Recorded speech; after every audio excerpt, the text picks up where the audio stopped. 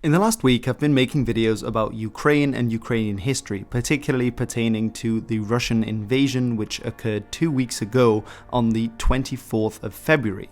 The Russian Federation invaded Ukraine, and as of yet, it's only a war between the Russian Federation and Ukraine, although Ukraine is actively being supplied and helped in terms of logistics and weaponry by several NATO countries. NATO is, however, not itself directly involved in this conflict, and Russia has said on numerous occasions that any intervention by a nation that oversteps a certain line will lead to war between Russia and that nation. And given the fact that both Russia and NATO have nuclear armed powers and that the nuclear defense systems of Russia have recently been put on high alert, the stakes are, to put it mildly, very high.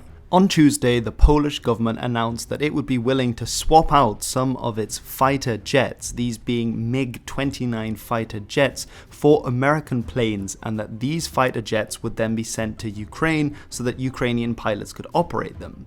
The MiG is an old Soviet design, going back to the time of the Warsaw Pact, and Ukrainian pilots are able to fly very similar types of planes because of the fact that they were using the same sorts of weaponry. Despite expectations that the Russians would completely immobilize the Ukrainian air defense system and air force, part of it still remains, and there has even been a semi-legendary figure called the Ghost of Kiev, who is apparently a fighter pilot, an ace in a day that took down many Russian planes, although some of the credibility around that remains shrouded in the fog of war. The proposed Polish plan promised to send through its fighters, which could also be flown by Ukrainian pilots.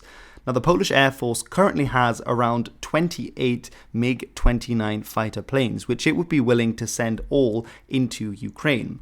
To do this, they would first hand over the MiG fighter jets to the American Air Force, and from the American air bases in Germany, they would then be transferred over to Ukraine, where they could be utilized by Ukrainian pilots.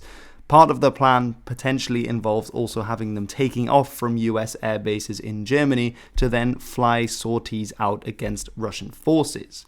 Poland also hinted towards that other NATO members should do the same. This is likely to the countries of Slovakia and Bulgaria, which both also have MiG-29 fighter jets in their arsenal of the Air Force, which could also then be utilized by Ukrainian pilots against the Russians. The reason Poland doesn't just want to have its air bases sending planes directly into Ukraine for Ukrainian use is because this may be interpreted by the Russians as an escalation, and the Russians have actually on numerous occasions said that any air bases being used to fly sorties against Russian forces in Ukraine by Ukrainian or other pilots will be seen as that nation being involved directly in the war. So Polish officials hope that by sending the fighter jets first into the United States air bases in Germany, then they would be avoiding being seen as an aggressor against the Russians, because the Russians are less likely to take punitive steps against the Americans. However, the Americans seemed rather caught by surprise by this Polish proposal and claimed it hadn't been talked through with them before it had been made. In fact, John Kirby, a spokesman for the Pentagon, said, "We will continue to consult with Poland and our other NATO allies about this issue and the difficult logistical challenges it presents, but we do not believe Poland's proposal is a tenable one." He continued saying, "We assess that adding aircraft to the Ukrainian inventory is not likely to significantly change the effectiveness of Ukrainian Air Force relative to Russian capabilities." And so the Americans essentially rejected the Polish plan. The problem is that if Poland comes across as an aggressor to the Russians and they take punitive action against Poland as a NATO member, Poland would then risk triggering Article 5 of the NATO Convention, which means that an attack on one is an attack on all, and so Russia would find itself at war with NATO. Now that's an extreme case, but perhaps a more likely scenario is that Polish jets are taking off from air bases in Germany and they shoot down a Russian plane above Ukraine. Is that then the United States Air Force flying Polish jets getting involved? And will that then lead to further escalation, which could lead, and not to sound too dramatic, to the Third World War as it has been described by many analysts? This has been somewhat of a diplomatic faux pas between Poland and largely the United States, and shows some cracks in NATO's response to the Russian invasion of Ukraine, which up until now had been incredibly strong, standing behind Ukraine, but promising very firmly that they would not become directly militarily involved. It mainly shows a rift between several of the newer Eastern and Central European powers to have entered NATO and the United States. The United States really being the solid military backbone of NATO with its nuclear capacity as well as its incredibly strong navy and air force, which could make the difference in a conflict in Europe, especially against the Russians. However, the United States, since the presidency of Donald Trump, have become more isolationist, particularly with regard to Europe and NATO, as many NATO powers in Europe hadn't been reaching the 2% GDP spending on the military that had been a requirement to be part of NATO. Particularly many of the Central and Eastern European powers, Poland being one, have a long history of being invaded and manipulated by various Russian states in the past. And so Poland is very keen that Ukraine doesn't become another satellite state of Russia, which, if in future there would be a Russian aggression against the other NATO countries in Europe involving Poland, would leave it severely weakened. Poland therefore has a vested interest in seeing Ukraine remain independent and is wanting to rally other powers to support Ukraine in as many ways as it can.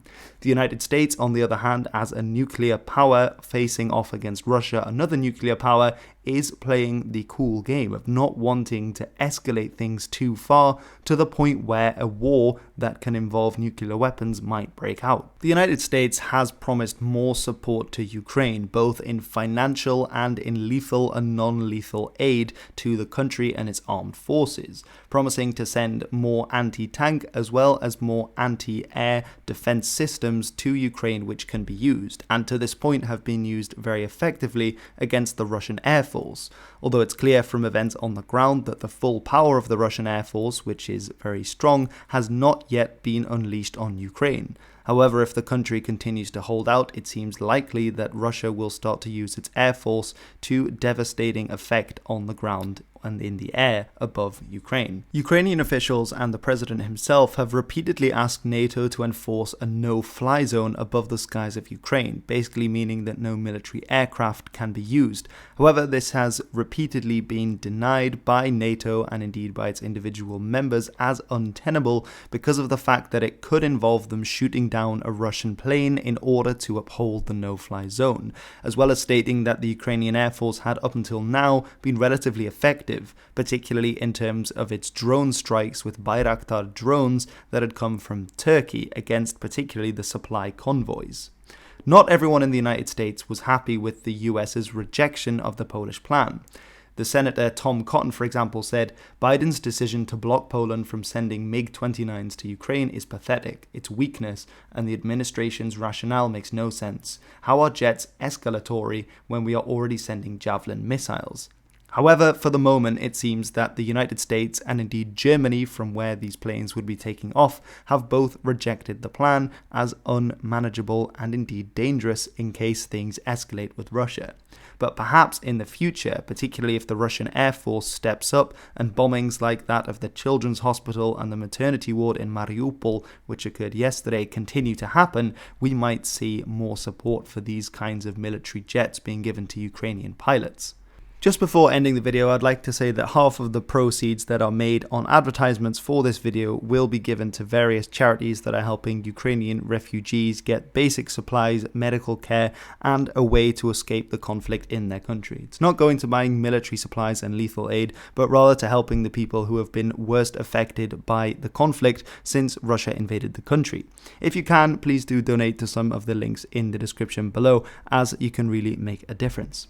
For now though, that is the end of this video. Do let me know in the comments below, what do you think about this situation? Should the United States and Germany be more accommodating to the Polish plan to send what could be very useful planes and supplies to Ukraine? Or are they right in saying that this would be an escalatory step and that if the Russians react in the wrong way, then we could have a much bigger conflict on our hands that could possibly lead to a nuclear war?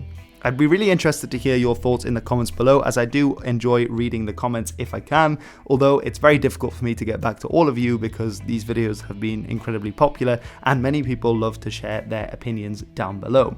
Let me know, what other assets of this conflict would you like me to cover in future? I'll definitely be making some more, so stay tuned for the next videos to come out on this subject. But until then, I have been Hilbert, and this has been the incredibly recent history.